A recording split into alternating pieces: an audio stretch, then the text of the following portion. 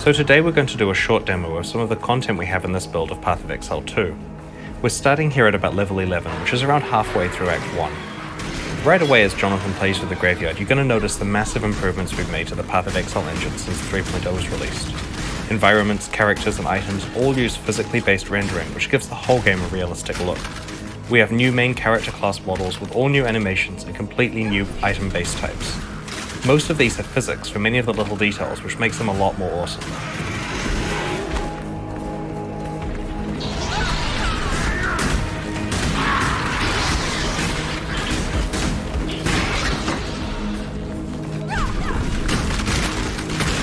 We put a lot of work into updating the skill effects throughout Path of Exile. For example, when you fire a split arrow, you really feel the individual arrows because some stick in the walls and others bounce off realistically.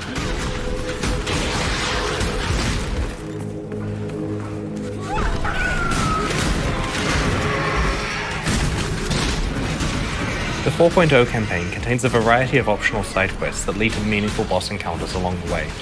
Very soon we're going to encounter Lachlan, an NPC who has lost his family.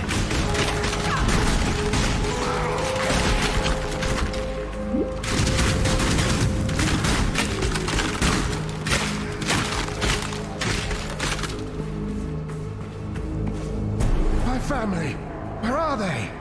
Isabel and the boys were only to be gone for a few minutes, but it has been, I don't even know how long, hours at least. Days, weeks.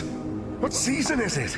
Stranger, I know we have just met, but I'm so worried about them. Around here, they could have fallen into a sinkhole or been choked by grave dust.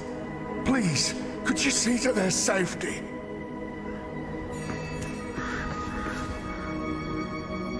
The game has changed a lot more than just visually though. One of the things we have wanted to do for a really long time is to make fundamental changes to Path of Exile's skill system. The skill system in PoE is really cool and versatile. Personally, it's my favorite thing about the game, but there have always been some awkward things about it.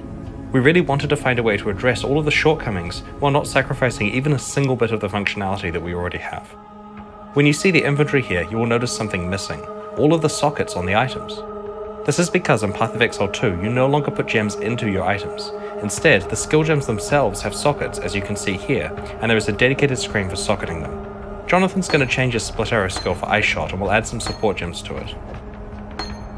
There are some really big advantages here. For one, every single item in Path of Exile 2 can be a 6-link. This is going to cause huge changes in how players design character builds. In the past, players didn't ever want to have more than one primary attack skill because they could only have 1 or 2 6-links on a character at most. Now, it's totally viable to have multiple powerful primary attacks. The thing I'm really happy about though, is you don't have to screw around with your gems all the time when you're changing items. Check out this bow here. The socket colors you get still come from your items, but now every single bow that drops will have exactly 4 green sockets. This means that we can swap this bow for this other one we have found, and we don't have to mess around with our gems. As we swap between the bows, we can see at a glance all the DPS values for our skills updating. It's still possible to fine-tune socket colors on items when you need to, but because everything that drops has fixed sockets, it's way easier to just pick something up and put it on while leveling. For new players, another really great advantage is that it's now impossible to socket a support gem into a skill gem that it doesn't work with. For example, this multiple projectiles gem can't be socketed into Leap Slam, but you can see with all the highlighted sockets that it will work with the other bow skills. Some of you will be wondering about skills like auras.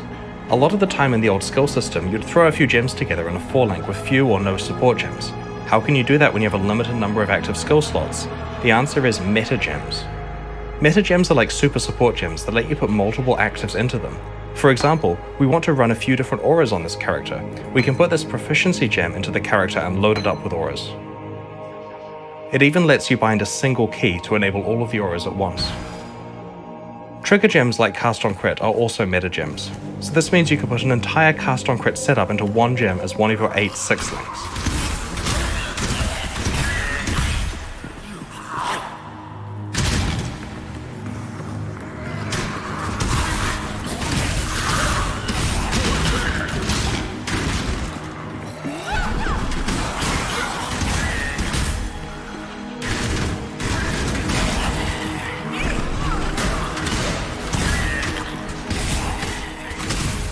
One of the things we really wanted to improve in Path of Exile 2 was our lighting system. The new PBR rendering, in addition to a much more realistic light fall-off, makes this area look significantly more awesome than what we could possibly achieve in the past.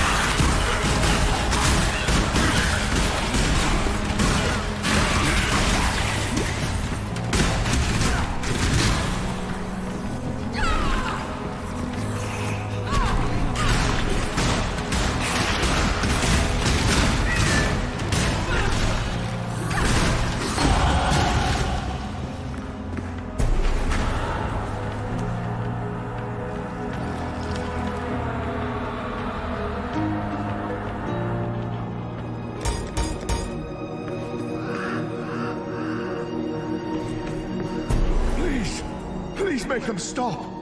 They're whispering. They're screaming. No, don't give in. You're not dead. You're still moving. You're still here.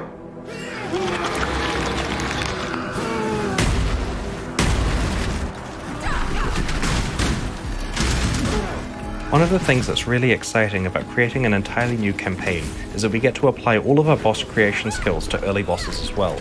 The first few acts of Path of Exile 1 have bosses that are some of the earliest content we ever made, and their age is really showing. This fight here is the same level as the Fairgraves fight in the original campaign, but it's a lot more advanced.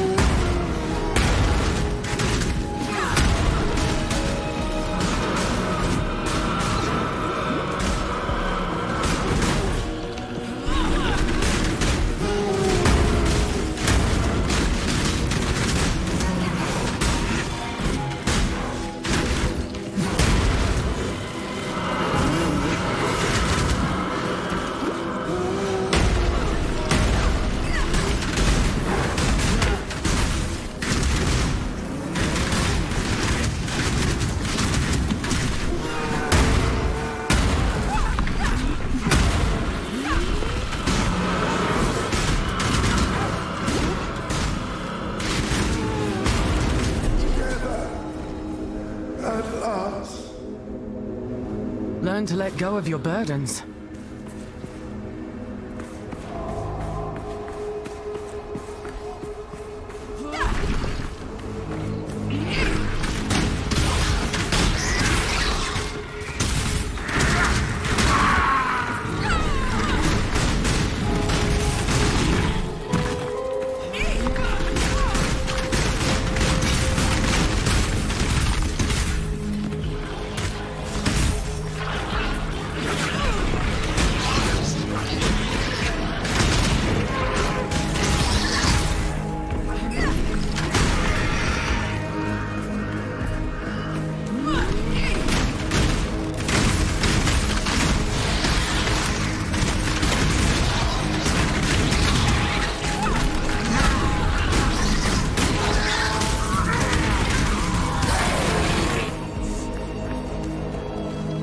So here we are in the hunting grounds.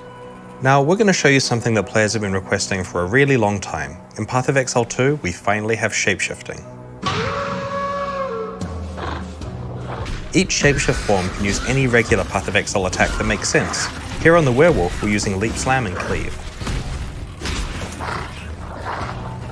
One of the other things we thought that was really important with shapeshifting is that you could just change back and forth at any time, walking around in the middle of a skill whenever, just hit the button and go.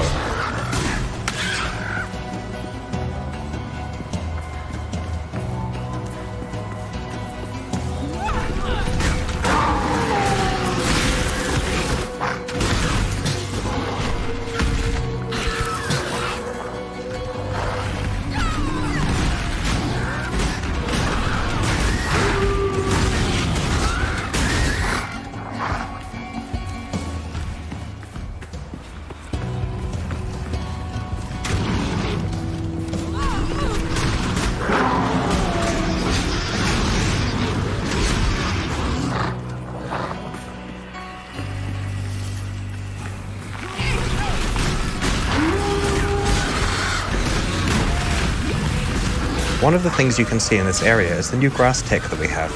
It's done using pre-computed ray tracing, and it's both way nicer looking and has better performance than what we used to have before.